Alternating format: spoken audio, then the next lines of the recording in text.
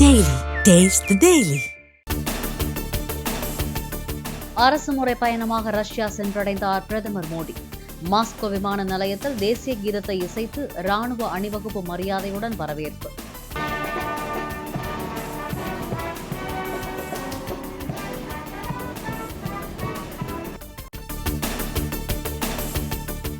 மாஸ்கோவில் வசிக்கும் இந்திய வம்சாவளி மக்கள் பிரதமருக்கு உற்சாக வரவேற்பு. மூவர்ணக்குடி ஏந்திய சிறுவர்கள், பெண்கள் உள்ளிட்டோர் பிரதமரை நோக்கி கையசைத்து ஆரவாரம். பிரதமர் மோடி வருகையை முன்னிட்டு ஹிந்தி திரைப்பட பாடலுக்கு நடனமாடிய ரஷ்ய கலைஞர்கள். மோடி மற்றும் புட்டினின் ஆளுயர கட்டவுட்டுகளை வைத்து உற்சாகம். ரஷ்யா மற்றும் ஆஸ்திரிய பயணங்கள் மூலம் இந்தியாவுக்கும் அந்நாடுகளுக்கும் இடையிலான உறவு மேலும் வலுவடையும் என பிரதமர் மோடி கருத்து. மாஸ்கோ மற்றும் வியன்னாவில் வசிக்கும் இந்தியர்களுடன் கலந்துரையாடுவதையும் வெகுவாக எதிர்நோக்குவதாக அறிக்கை. மணிப்பூரில் வன்முறையால் பாதிக்கப்பட்ட மக்களுடன் ராகுல் காந்தி சந்திப்பு. வன்முறை சம்பவங்கள் தொடர்பாகவும் நிவாரண முகாம்களில் ஏற்படுத்தி தரப்பட்டுள்ள வசதிகள் குறித்தும் கேட்டறிந்ததாக தகவல். அசாமில் வெள்ளத்தால் பாதிக்கப்பட்ட மக்களை நேரில் சந்தித்தார் ராகுல் காந்தி. நிவாரண முகாம்களில் தங்கியிருப்பவர்களிடம் குறைகளை கேட்டறிந்தார். நீட் தேர்வு வினாத்தாள் ஒரு இடத்தில் மட்டும் கசிந்ததாக உச்சநீதிமன்றத்தில் மத்திய அரசு தகவல்.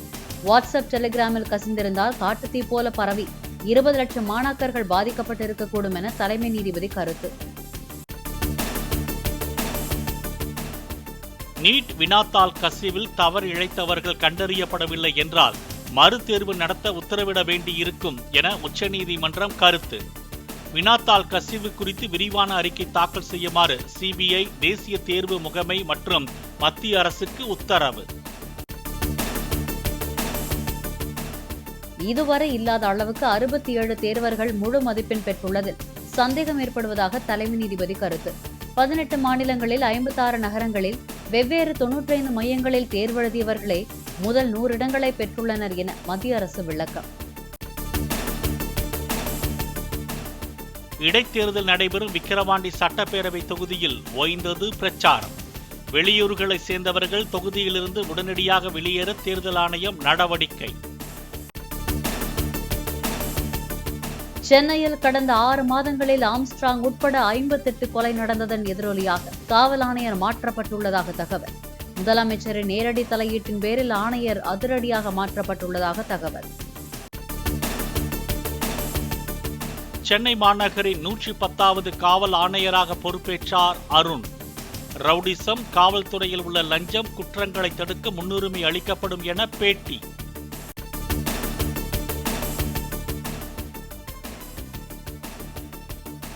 காவல் அதிகாரிகளை மாற்றுவதால் எதுவும் மாறப்போவதில்லை என எடப்பாடி பழனிசாமி கருத்து.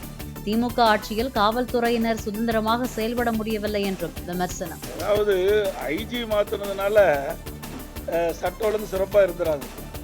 நிர்வாகம் சரியாக இருந்தால்தான் சட்ட ஒழுங்கு காக்க முடியும். இன்றைக்கு காவல்துறை பொறுப்பை வைக்கின்றவர் முதலமைச்சர். அந்த முதலமைச்சர் சரியான முறையிலே இந்த துறையை திறமையாக செயல்பட்டிருந்தால் சட்ட ஒழுங்கு காக்கப்பட்டிருக்கும். காவல்துறையில் இருக்கின்ற காவலர்களுக்கு, காவல்துறை அதிகாரிகளுக்கு முழுமையான சுதந்திரம் கிடையாது. அதனால அவர்கள் சட்ட ஒழுங்கை பாதுகாக்க முடியாத ஒரு சூழ்நிலை ஏற்படுகிறது. ரவுடிகளை அடக்க என்கவுண்டரை கையில் எடுக்கும் காவல்துறை மாநிலமாக தமிழ்நாடு மாறிவிடக் கூடாது என அண்ணாமலை வலியுறுத்தல். சட்டம் ஒழுங்கை பராமரிக்க முதலமைச்சர் தரப்பிலிருந்து இன்னும் புலி பாய்ச்சலாக நடவடிக்கை எடுக்கப்படவில்லை என்றும் விமர்சனம். ஆம்ஸ்ட்ராங் கொலைக்கு பின்னால் யார் இருக்கிறார்கள், இது அரசியல் கொலையா என ஆராய வேண்டியிருப்பதாக அண்ணாமலை கருத்து. உண்மைகள் வெளிச்சத்துக்கு வர சிபிஐ விசாரணை தேவை என வலியுறுத்தல்.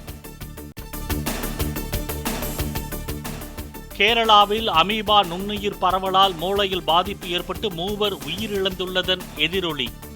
மாசுபட்ட மற்றும் கலங்கலான நீர்நிலைகளில் குழந்தைகளை குளிக்க அனுமதிக்க கூடாது என தமிழக சுகாதாரத்துறை எச்சரிக்கை.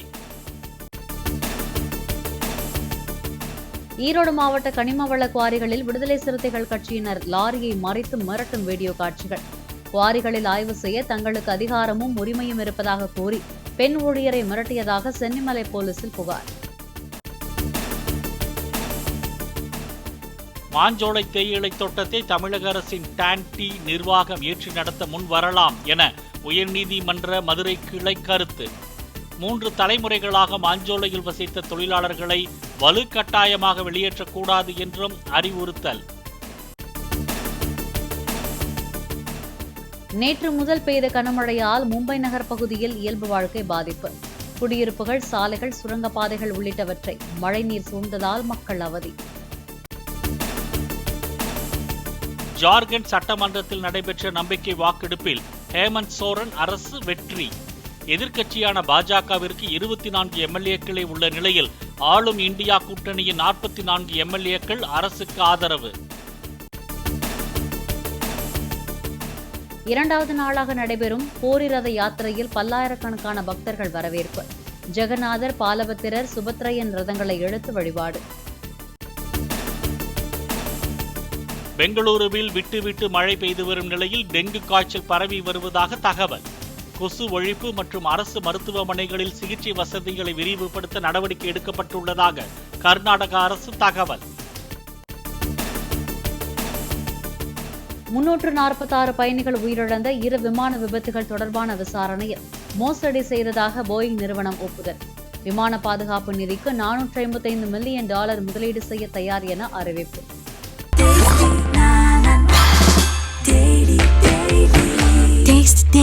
Taste the Daily.